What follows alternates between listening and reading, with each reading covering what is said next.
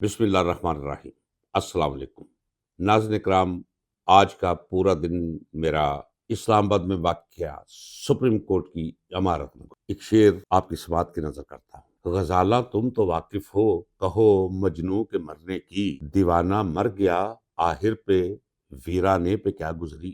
عدل تو مر چکا، انصاف کا جنازہ اس ملک سے اٹھ گیا، لیکن میں دیکھنا چاہتا تھا کہ اب در و دیوار کیا کہتے ہیں سپریم کورٹ کے۔ وہاں کوڈ نمبر 1 میں ایک عجیب واردات آج ہوئی جو میں آپ کے ساتھ شیئر کرنا چاہوں۔ حالانکہ میں وہاں سے آیا ہوں، آ کر میں نے یہ لباس بھی نہیں بدلا، کیمرہ لگوایا ہے اور آپ کی خدمت میں حاضر ہو گیا۔ اس کا مطلب یہ ہے کہ معاملہ کوئی سینسٹیو ہے، اس میں تغیر نہیں کر سکتا۔ ابھی کل ہی کی بات ہے، آپ کو یاد ہوگا کہ 26ویں آئینی ترمیم منظور کروائی گئی، اور جس انداز میں کروائی گئی وہ آپ کو اچھی طرح معلوم ہے۔ اسی 26ویں آئینی ترمیم، ہاں پہلا سوال تو یہ 26ویں آئینی ترمیم کس نے کروائی اور ضرورت کس کی تھی؟ مجھے کہنے دیجیے۔ یہ فوج کی ضرورت تھی، وہ اس لیے کہ فوج کو کبھی ایسی صورتحال سے پالا نہیں پڑا تھا کہ وہ عدلیہ کو کوئی حکم جاری کرے اور عدلیہ میں کوئی سرکشی دکھائے۔ اس دفعہ ہوئی، ایک انگڑائی لے رہی تھی، ایسے لگ رہا تھا کہ جیسے عدلیہ کے اندر ایک بغاوت پھیل رہی، اس بغاوت کو کچلنے کے لیے اور ہمیشہ کے لیے اس معاشرے اور اس کے نظام قانون و انصاف کو قابو میں رکھنے کے لیے یہ 26ویں آئینی ترمیم کروائی گئی۔ آپ جانتے ہیں، منسٹر لا سے پوچھا کہ جی وہ کیا ہے، اس میں کیا ہوگا، اسے کوئی پتہ نہیں۔ وزیر اعظم سے پوچھا، اسے کوئی پتہ نہیں۔ وزیر خارجہ سے پوچھا، جی ہے کیا اس میں، اسے کوئی پتہ نہیں۔ اس کا مطلب یہ ہے کہ یہ آئینی ترمیم کہیں اور سے آئی، وہ آئی تھی جیک برانچ سے، اور پھر جس انداز میں وہ منظور کروائی گئی وہ سب آپ کے سامنے ہے۔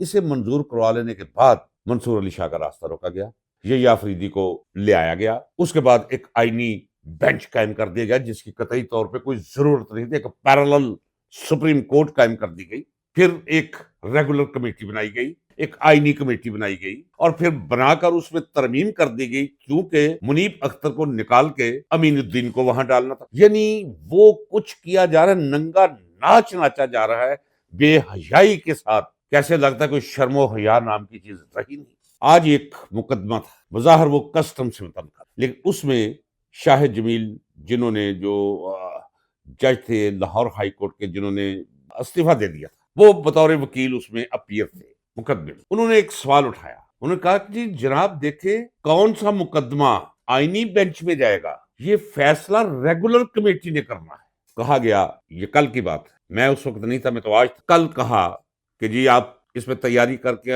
دلیل دیں اور ثابت کریں۔ آج سابق جسٹس شاہ جمیل نے دلائل کے ساتھ ثابت کیا، وہ پریکٹس اینڈ پروسیجر ایکٹ پڑھ کر سنایا، اس کی توجیہ اور تعبیر کر کے دکھائی، دلائل کا انبار لگا دیا، اور یہ ثابت کیا کہ جناب ریگولر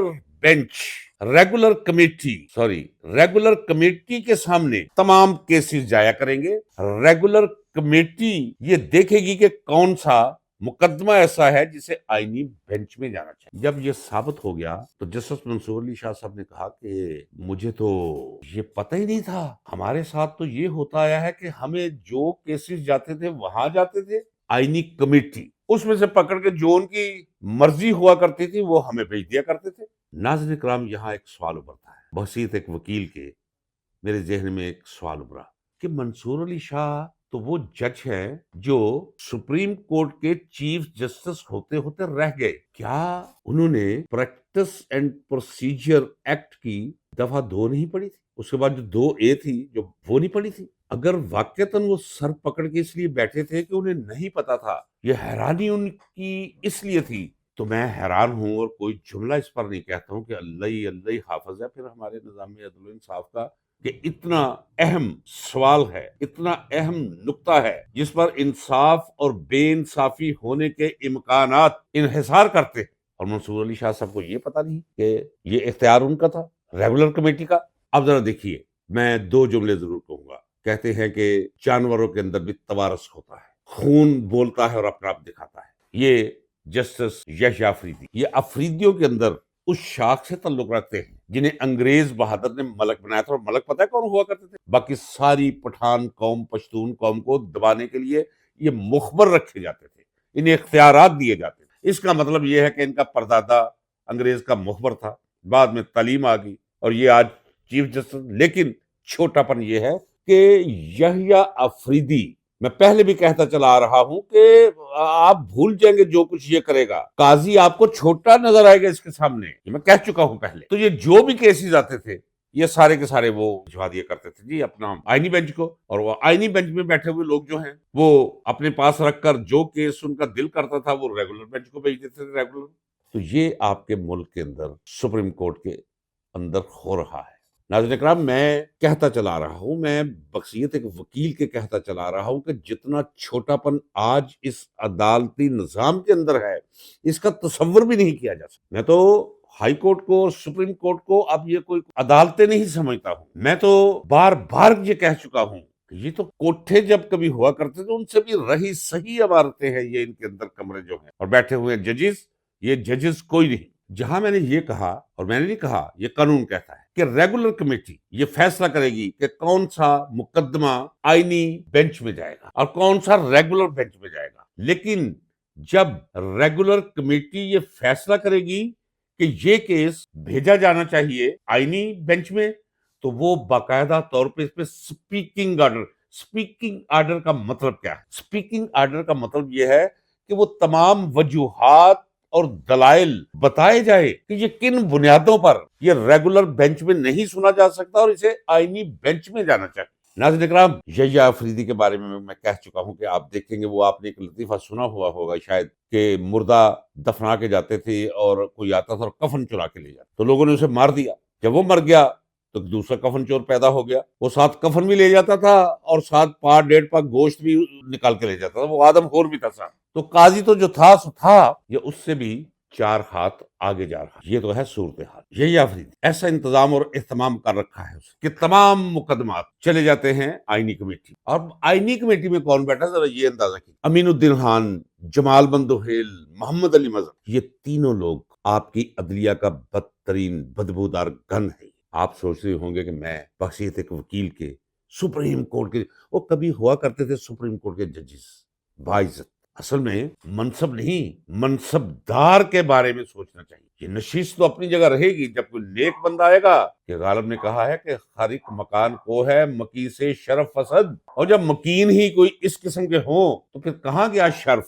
سپریم کورٹ کا یا جج ہونے کا؟ ان تینوں کو اب لے لے، باقی بھی ہے ان کا ذکر نہیں کرتا چونکہ ابھی ذکر ان کا ہے، ساتھ یحییٰ آفریدی کو رکھ لے، تو یہ کوئی ججز نہیں ہیں، یہ پپٹس ہیں۔ اب آپ کا کیا حال ہے کہ یحییٰ آفریدی کو بلوا کر، سمجھا کر، پڑھا کر، ہاتھ پیر کے انگوٹھے لگا کر اس منصب پر بٹھایا گیا، جو اسے اشارہ ملے گا یہ وہی کرے گا۔ ناظرین کرام، زندگی کے ہر دائرے اور ہر شعبے میں جو کچھ آپ کے ساتھ ہو رہا ہے اس پر آپ کی خاموشی، یقین جانیے، ایک جرم ہے اگر آپ نہ بولے۔ میں ایک بات ضرور کر دیجیے، جو بھی میرا یہ ولاگ سنے، اگر وہ کوئی اور کچھ نہیں کر سکتا تو پاکستان کے نظام میں عدل و انصاف پہ زبان کے ساتھ لعنت بھیج دے، یہ اس قابل بھی نہیں ہے کہ اس پہ انا للہ کہا جائے۔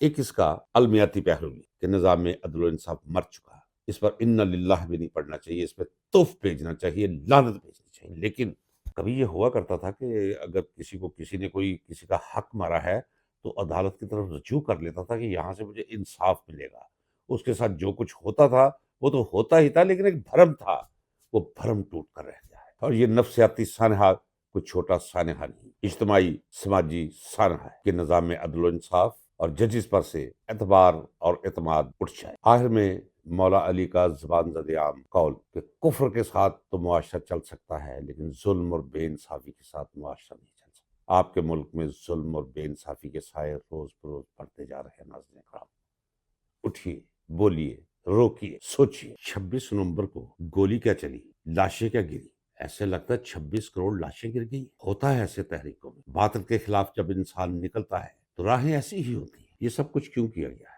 یہ کیوں کیا جا رہا ہے؟ صرف ایک شخص عمران خان اس حد تک انہیں لے آیا ہے، نہ انہیں اپنے سطر کا خیال رہا ہے اور نہ اپنی بدنامی کا۔ اتنا برہنہ ناچ یہ ناچ رہے ہیں اس شخص کے خلاف، ایک شخص، یہ ساری آئینی ترمیم اس کے خلاف، یہ ساری آئینی کمیٹی، ریگولر کمیٹی، آئینی بینچ، ریگولر بینچ، لیکن حالات بدل رہے ہیں۔ ناظرین کرام، امید کا دامن مت چھوڑیے گا، میں کہتا چلا رہا ہوں کہ عنقریب عمران آپ کے درمیان ہوگا۔ ناظرین کرام، پچھلا میں نے ایک ویڈیو کیا تھا، اس میں شاید میں نہیں جانتا کہ میرے کس انداز سے دوستوں کو، چونکہ میں تو ان لوگوں کو اپنی فیملی سمجھتا ہوں، اپنے فرینڈ سمجھتا ہوں جو کمنٹس کرتے ہیں. میں نے کہا جی آپ بہت زیادہ دل گرفتہ، دل شکستہ اور اداس تھے. مجھے اداسی کوئی نہیں ہے، یہ میرا لہجہ آج بھی جو ہے اس میں صدمہ ضرور ہے، لیکن امید مجھے پوری ہے. میں اللہ کو دعا کر کے کہتا ہوں کہ یہ حالات آخری سانس لے رہے ہیں. ان کے پرتکبر شکلوں پہ مت جائیے، ان کے فضول قسم کے تبصروں پہ مت جائیے، ان کی جعلی اکڑپن پہ مت جائیے. یہ سب اندر سے ٹوٹ چکے ہیں اور انہیں بھی نظر آ رہا ہے نوشتہ دیوار. میں کہتا چلا رہا ہوں، آپ کو یاد ہے مجھ سے پوچھا بھی گیا، دوسرے پروگرامز میں مجھ سے پوچھا گیا کہ جناب کب. میں نے کہا مارچ، 31 مارچ کے بعد حالات، یہ 31 مارچ کے اندر یہ صورتحال ساری کی ساری بدلنے والی. ان کی جرت ہی نہیں، ان کی اوقات ہی نہیں کہ اسے اندر رکھ سکے. وہ پاکستان ہے، پاکستان کو زیادہ دیر تک قید میں نہیں رکھا جا سکتا. پر امید رہیے، جڑے رہیے عمران خان کے ساتھ. اور میں نے پہلے بھی شاید کہا ہے اسی ولاگ میں کہ اگر ہو سکے تو اپنے نظام عدل و انصاف پہ لعنت ایک دفعہ ضرور بھیجیے. اجازت دیجیے، اللہ حافظ.